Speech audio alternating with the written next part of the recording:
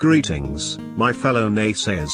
It is I, not Rushed, here today with yet another rant.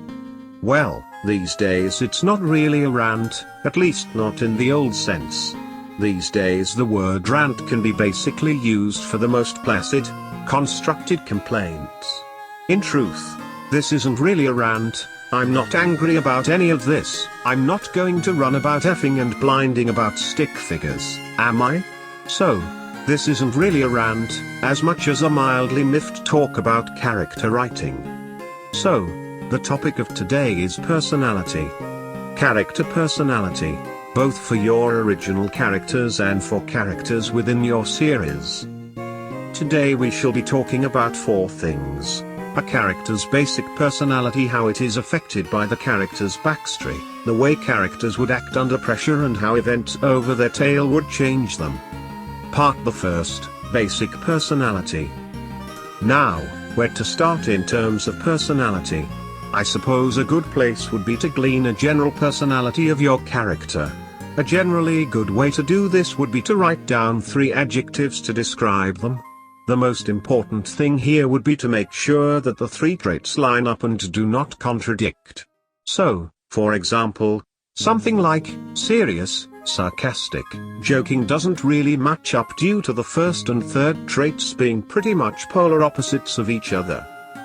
I suppose another piece of advice would be to make a character that you enjoy writing. Design them around the general vibe of your writing as a while. If you enjoy sillier, happier-go-luckier style of dialogue, then it would make sense to write characters to fit that. But if you're aiming to make something a bit more gritty and dark, it would make sense to write characters for that style of writing.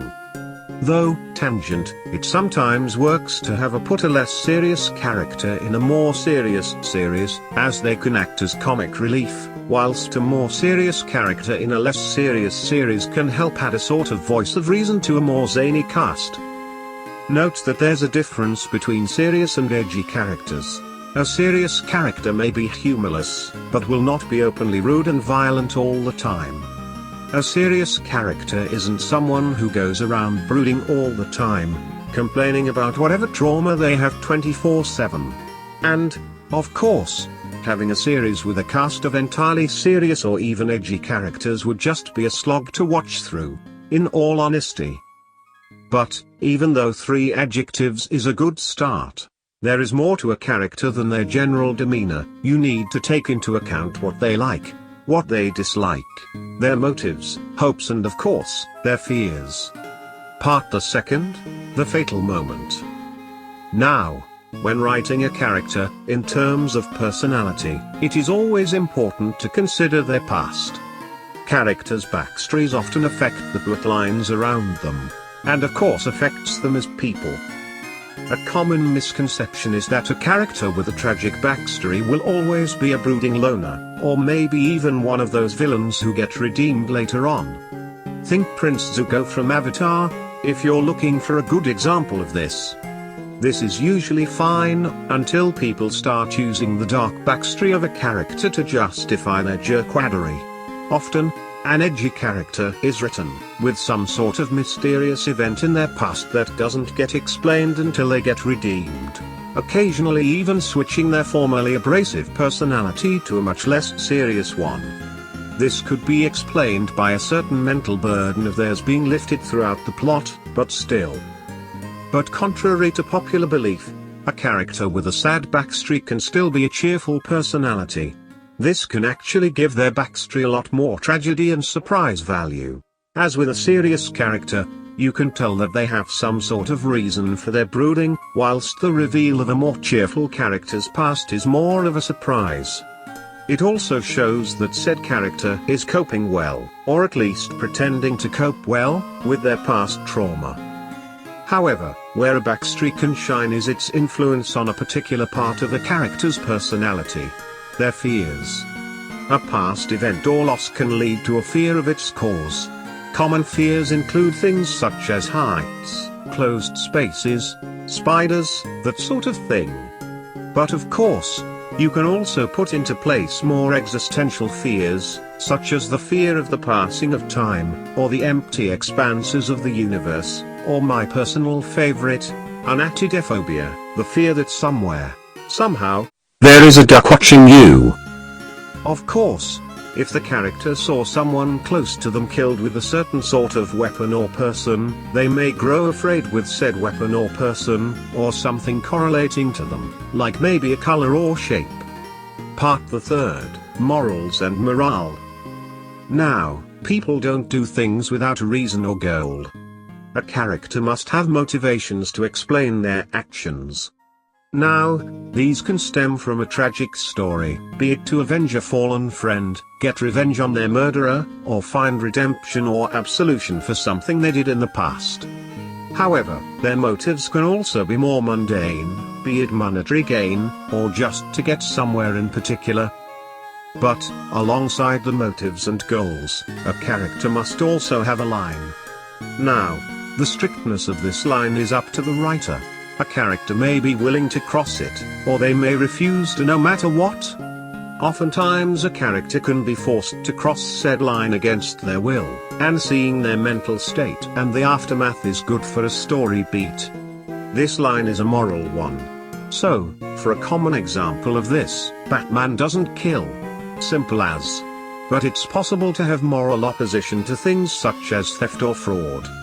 Also, a motive can come down to a hatred of something or someone. Be it a hatred of a particular person, for a trespass against the character in the past.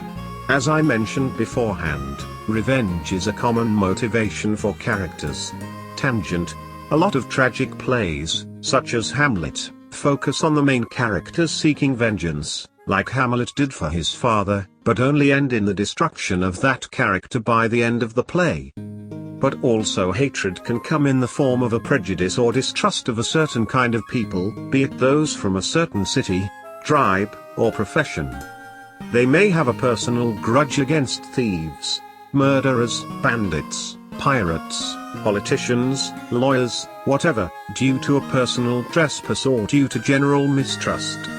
Part the fourth, disorders, distrusts, and disillusionment. Now, I can't tell you how to write a funny character or even a likable one, as that sort of thing is incredibly subjective. However, I can dispel some myths about writing a serious character. Firstly, I see a lot of people design characters with disorders, which often just equate to a character being miserable. Now, this isn't how mental disorders work. Things such as depression don't just make someone miserable. They put a character into a place of isolation, where they don't feel the need or want to speak to anyone, and find it hard to do basic things, such as move. Now, of course severity varies, but we move. Now, my recommendation would be that when writing a character with a condition like this, please look into the condition, so you can get a grip around how it feels, rather than just ADHD equating to this.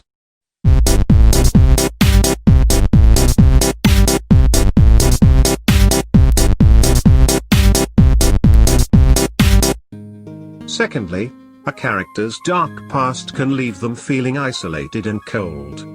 When done well, their recovery and warming up can act as a really good arc of development for their character. These characters don't have to be miserly whingers, and can appear as happy-go-lucky as anyone else on the surface, but they may just have a tendency to skirt around the subject when their past or personal feelings are brought up. A character may not trust people. This can lead them to being reckless and insisting on working alone, that sort of thing, even if the presence of another person would be exclusively beneficial to them. Oftentimes, this attitude is broken when said character is forced into a situation when they have to accept help or face certain death. Thirdly, some characters are depicted as disillusioned or jaded. Again, they do not have to be entirely miserable. A character who is disillusioned with life as a whole can still enjoy things and have hopes, even if very weakly held ones. Being jaded does not make one miserable and edgy, rather it just stops depicting them as overly excited about certain things. These sort of characters are often depicted as the smarter members of the group, being a bit more realistic than others, acting as a sort of voice of reason. This can work well, so long as they aren't depicted as the only realistic members of the group.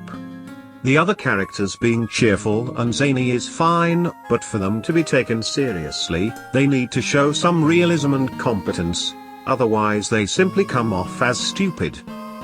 The glue.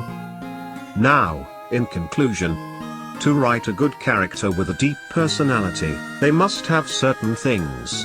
A personality that doesn't conflict with itself, unless that's the gimmick of the character itself, in which case, fair enough.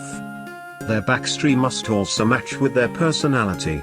A character with a dark past may not want to talk about said dark past, or may become cold and distant. Note that this doesn't always make them miserable either. A character must have goals and hopes, even if they are mundane, as well as fears, same idea. They must also have preference, things they like, and those they dislike. Hobbies, what they enjoy doing and what they don't. In summary, try to make a character feel real by giving them a life.